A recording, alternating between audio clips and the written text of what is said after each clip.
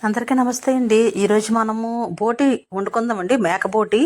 అయితే ఇది ఎలా వండాలని చెప్తాను. ఇగోండి, మీ బోటీలోని ఇట్లా వేసుకొని కొంచెం పసుపు వేసుకొని ఉప్పు వేసుకొని కుక్కర్లో పెట్టేశాను.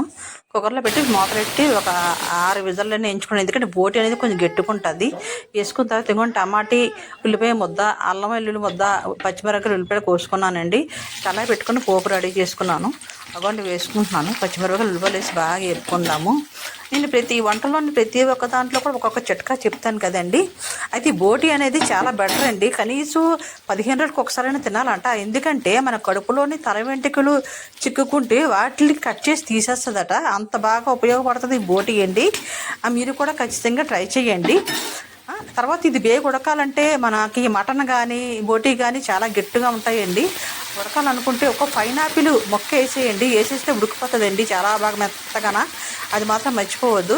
ఇదిగోండి ఈ వారం ఈ చిట్కా చెప్పాను. ఇదిగోండి అల్లం వెల్లుల్లి పేస్టు, టమాటా, ఉల్లిపాయ రుబ్బుకున్నాను కదా, ఆ పేస్ట్ వేసి చక్కగా వేపేసుకుంటున్నానండి. మీరు చూస్తున్నారు కదా, వేపేస్తున్నాను. ఆ పచ్చివాసన పోయినంతసేపు వేపుకోవాలి. చూడండి ఎలా ఏగుతుందో. బాగా వేపుకోండి. మనం ఆయిల్ తక్కువనే వేసుకోండి. ఎందుకంటే నేను మటను అనేది ఇదంతా కొంచెం ఆయిల్తో ఉంటాయి, అందువల్ల. ఇదిగోండి కొంచెం చిన్న మసాలా పొడి కూడా వేసి వేపేసుకుంటున్నాను. బాగా దగ్గర అయిపోయింది కదా, చక్కగా వేగిపోయింది. ముద్దలాగా చూసారు కదా, పచ్చివాసన అంతా పోయింది. ఇప్పుడు ఏమొచ్చి మనం ఏం చేసామంటే ఉప్పు కూడా కొంచెం వేసుకుందామండి. ఆల్రెడీ జాగ్రత్తగా వేసుకోండి. ఎందుకంటే ఆల్రెడీ ముక్కల్లోని ఉడకపెట్టేటప్పుడు కుక్కర్లోని కొంచెం సాల్ట్ వేసుకోమన్నాను. ఎందుకంటే ముక్కలకి ఎక్కుతుందని టేస్ట్ కోసం. ఇక అక్కడ కానీ వేసుకోకపోతే ఇక్కడ వేసుకోండి, సరిపోవడనా. ఇవ్వండి మనం ఉడకబెట్టిన బోటి ఇది వచ్చి మనం వేసేసుకుందాం. అందులోనే ఉడకబెట్టేసి పక్కన పెట్టేసాను కదా, ఇది అందులో వేసేసి చక్కగా వేపేసుకుందాము.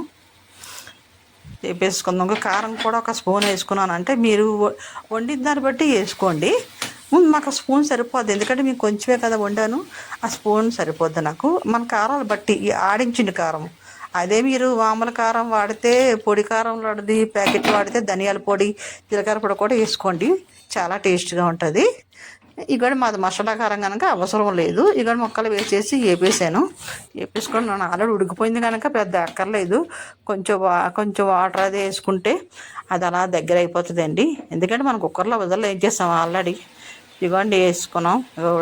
అది ఆ వాటర్ ఏంటంటే మనం ఉడకబెట్టేటప్పుడు వాటర్ వచ్చేస్తుంది కదండి, ఓపెన్ అయిపోతుంది కదా, ఆ వాటర్ అండి.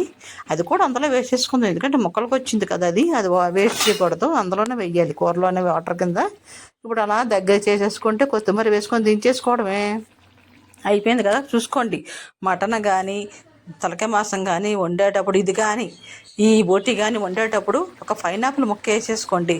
మెత్తగా ఉడికిపోద్దండి. ఇంకేం ఆలోచించక్కర, వాసన కూడా రాదండి. అది మాత్రం గుర్తుంచుకోండి.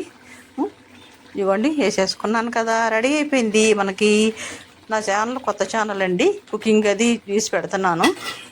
మీరు ఖచ్చితంగా నాకు సపోర్ట్ చేయండి, లైక్ చేయండి, షేర్ చేయండి, సబ్స్క్రైబ్ చేయండి మర్చిపోకండి. ప్లీజ్ నాకు సపోర్ట్ చేయండి. Thank you very much. ఎంతో కడుపులోకి ఆరోగ్యవంతమైన ఫుడ్ అండి ఇది.